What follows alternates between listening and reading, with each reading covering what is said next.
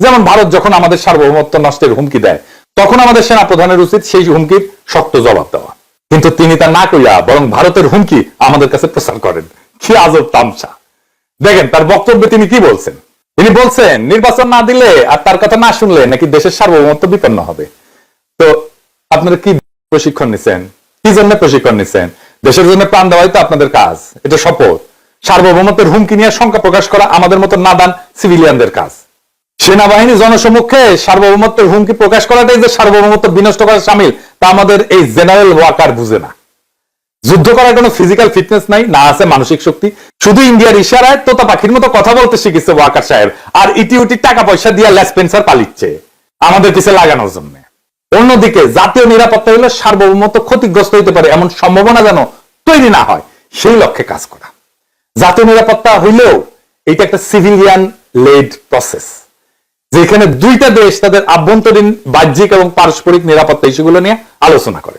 এটা একটা আলোচনা এবং দেন দরবারের প্ল্যাটফর্ম। এখানে কূটনীতি, আমলাতন্ত্র, জাতীয় স্বার্থ আর সক্ষমতাকে বিবেচনা নিয়ে কাজ করতে হয়। কোন পেশাদার সেনাবাহিনী জাতীয় নিরাপত্তার পলিসি মেকার হইলে তা সেই সেনাবাহিনীর পেশাদারিত্বের জন্য ভালো লক্ষণ না। কারণ হইলেও একটা সভ্য দেশে বন্দুক যার হাতে থাকে, গুলি চালানোর সিদ্ধান্ত তার হাতে থাকে না। এই জন্য ম্যাজিস্ট্রেসি একটা সিভিলিয়ান অ্যাক্ট। সেখানে একজন সিভিলিয়ান আমলা একটা উদ্ভূত পরিস্থিতিতে সার্বিক প্রেক্ষাপট বিবেচনায় গুলি চালানোর সিদ্ধান্ত নেন, আর তার সিদ্ধান্ত নেওয়া হলে গুলি চালানোর কাজ করে অস্ত্রধারী বাহিনী। আপনি শুধু অর্ডার নেবেন সিভিলিয়ানের, এটা সেনাবাহিনীর কাজ। সিভিলিয়ানের অর্ডার মানা সেনাবাহিনীর কাজ। আবারও বলতেছি, আপনারা চাকর। গুলি চালানোর নির্দেশ দেওয়া হইলে সিভিলিয়ান যদি গুলি চালানোর নির্দেশ দেয়, অস্ত্রধারী বাহিনী গুলি চালানোর ভালো মন্দ বিবেচনা করবে না, বরং যে উদ্দেশ্যে গুলি চালাইতে বলা হয়েছে তা বাস্তবায়ন করাই তার কাজ। এই ব্যবস্থার কারণ হইল প্রশিক্ষণ আর সিদ্ধান্ত নেওয়ার সক্ষমতা। সেনাবাহিনীর প্রশিক্ষণ হইল শুট টু কিল, অর্থাৎ মারার জন্য গুলি করা, মেরে ফেলার জন্য গুলি করা। আর সিভিলিয়ান সিকিউরিটি পলিসি মেকাররা কনফ্লিক্ট রেজলিউশনের কাজ করে। কতক্ষণ যুদ্ধ বা সংঘাত ঠেকানো যায়, মানে গুলি যাতে না চলে, সেটাই তাদের কাজ। মোদ্দা কথা হলো সার্বভৌমত্ব রক্ষা করা একটা ফুল মিলিটারি অথবা কোয়াসি মিলিটারি সিনারিও, প্রায় মিলিটারি অথবা মিলিটারি ধরনের একটা সিনারি। অন্যদিকে জাতীয় নিরাপত্তা হইতেছে একটা পলিসি ডায়ালগ স্পেস। দুইটা দুই জিনিস, আর দুই কাজের লক্ষ্য, উদ্দেশ্য, স্ট্র্যাটেজি দুই রকম। আর তাই জাতীয় নিরাপত্তা উপদেষ্টার কাজের জন্য সবচেয়ে উপযুক্ত হইল একজন পেশাদার কূটনীতিক। কারণ একজন কূটনীতিক তার জীবনে প্রতিনিয়ত কনফ্লিক্ট রেজলিউশনের জন্য কাজ করে আসতেছে। যেমন ইউএন পিসকিপিং মিশনে আমাদের সেনাবাহিনী কাজ করে, ওইটা তাদের ফিল্ড এনগেজমেন্ট। কিন্তু ইউএন মিশন কোথায় হবে, কেন হবে, সে পলিসি নির্ধারণ করে জাতিসংঘে বসে একদল কূটনীতিক। তখন এই কাজে তারা টেকনিক্যাল অ্যাডভাইস নেয় সামরিক বাহিনীর সদস্যদের কাছ থেকে। কিন্তু মিলিটারি ডিপ্লয়মেন্টের সিদ্ধান্ত কোন মিলিটারি এন্টিটিকে দেওয়া হয় না, কারণ তাদের বেসামরিক সংবেদনশীলতা নাই। আমার কথা শুনে মনে হইতে পারে যে আমি কোন তালেবর যে ব্যাখ্যা দেওয়া। আসলে তো আমি কোনো তালেবর না, আমার জাতীয় নিরাপত্তা নিয়ে কোনো অভিজ্ঞতা নাই। তবে ইন্টারনেটের এই যুগে তথ্য পাওয়া কোনো ব্যাপার না। যদি আপনার কোনো বিষয় নিয়ে পজিটিভলি জানার উদ্দেশ্য থাকে, আপনি জানতে পারবেন। চলেন দেখি অন্যান্য দেশ কি করে। যুক্তরাজ্য অর্থাৎ ইংল্যান্ডের জাতীয় নিরাপত্তা উপদেষ্টা হলেন জোনাথন পাওয়েল। তিনি 17 বছর যুক্তরাষ্ট্রের পররাষ্ট্র দপ্তরে কাজ করেছেন, এরপরে 10 বছর প্রধানমন্ত্রীর অফিসে কাজ করেছেন, তারপর তিনি জাতীয় নিরাপত্তা উপদেষ্টা হয়েছেন। Civilian man. যুক্তরাষ্ট্রে ট্রাম্প ক্ষমতা নেওয়ার পর জাতীয় নিরাপত্তা উপদেষ্টা হয়েছিল মাইক ওয়ালজ নামের একজন সাবেক স্পেশাল ফোর্সের কর্মকর্তা। কিন্তু সিগন্যাল অ্যাপে ইয়ামেন যুদ্ধ নিয়ে গোপন আলোচনায় একজন পত্রিকার সম্পাদককে উনি অ্যাড করছিলেন, বিতর্কিত হন, তখন তাকে সরায় দেওয়া হয়। সরায় ওই যে ধাতুর বুদ্ধি থাকে তো তাই আর কি। তাই এখন তাকে সরায় এক সাবেক কূটনীতিক এবং বর্তমান পররাষ্ট্রমন্ত্রী মার্কো রুবিওকে জাতীয় নিরাপত্তা উপদেষ্টার দায়িত্ব দেওয়া হয়। আর ওই মাইক ওয়ালসকে জাতিসংঘের রাষ্ট্রদূত করে পাঠানো হয়, যেন ওইখান থেকে জাতীয় নিরাপত্তা বিষয়ে ডিপ্লোমেসি শিখে আসতে পারে। ওয়াকার সাহেবের পেয়ারের ভারতের নিরাপত্তা উপদেষ্টা অজিত দোভাল, উই কি মিলিটারি ব্যাকগ্রাউন্ডের লোক না, পেশাদার পুলিশ কর্মকর্তা, একজন সিভিল সার্ভেন্ট। তবে নিরাপত্তা উপদেষ্টা সেনাবাহিনী থেকে আছে কিন্তু একটা দেশে, কুটি জানেন, পাকিস্তানে, যেখানে সেনাপ্রধান আসিমকে জাতীয় নিরাপত্তা উপদেষ্টা করা হয়েছে। ওয়াকার সাহেবের তো পাকিস্তানে কিছু ভালো লাগে না, শুধু জাতীয় নিরাপত্তা উপদেষ্টার পাকিস্তানের সেনাবাহিনী ক্ষমতা দখলের ইতিহাস ভালো লাগে। ওয়াকার মনে পাকিস্তানের জেনারেলের মতো জাতীয় নিরাপত্তা উপদেষ্টা হওয়ার শখ হয়েছে। তো পাকিস্তানের জেনারেল আসিম তো ইন্ডিয়াকে সামরিক শক্তি দিয়ে দৌড়ের উপরে রাখছে। আপনি পারবেন? হ্যাঁ, আপনি তো ভারত আসবে শুনে নিজেই দৌড় দিবেন, তারপর উষ্টা খেয়া করবেন। তখন ইন্ডিয়ার পালকি শর্মা বলবেন যে ভারতের সৈনিকের তারা খেলেন বাংলাদেশের সেনাপ্রধান। তখন দেশের অনেক জাতীয় নিরাপত্তা হইবে না।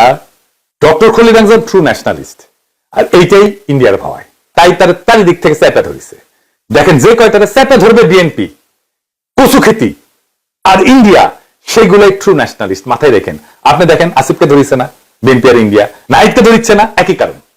আমরা বুঝতে পারি যে চরিত্র হরণের এই ধরনের অপবাদ যে কোনো মানুষকে ভয়াবহভাবে বিচলিত করে। এর শিকার হয় শুধু ভুক্তভোগী না, তার পরিবার, আত্মীয় স্বজন, বন্ধু বান্ধব সবাই।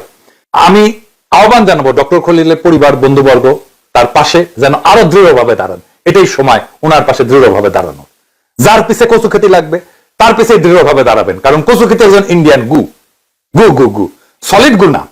সলিড গু তো ভালো, মানে এটা একটা স্বাস্থ্যবান গু। Most pathological and toxic version of গু এটা হইতেছে কচুক্ষেতি, নিকৃষ্ট মানের গু। এর গুয়ের মর্যাদা দেওয়া যাবে না, ওই ডাইরিয়ার দাস্ত।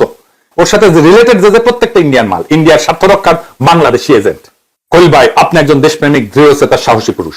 আধিপত্যবাদী শক্তির বিরুদ্ধে আপনি বাংলাদেশের সম্মুখ ভাগের সেনাপতি। দেশের আপামর জনগণ আপনার পক্ষে আছে, থাকবে। আমরা আপনার সাথে আছি। আপনাকে দেশ ছাড়া করার জঘন্য চক্রান্ত বাংলাদেশের জমিনে কোনোদিন সফল হবে না, ইনশাআল্লাহ। ইনকিলাব জিন্দাবাদ। এখন আপনাদের সাথে বাংলাদেশের নাগরিকদের মুক্তির আকাঙ্ক্ষার দ্বন্দ্ব শুরু হয়েছে। এই লড়াইয়ে আপনারা পরাজিত হইবেন, অবশ্যই হইবেন। এটাই ইতিহাসের শিক্ষা। আজ হোক কাল হোক পরাজিত হইবেন।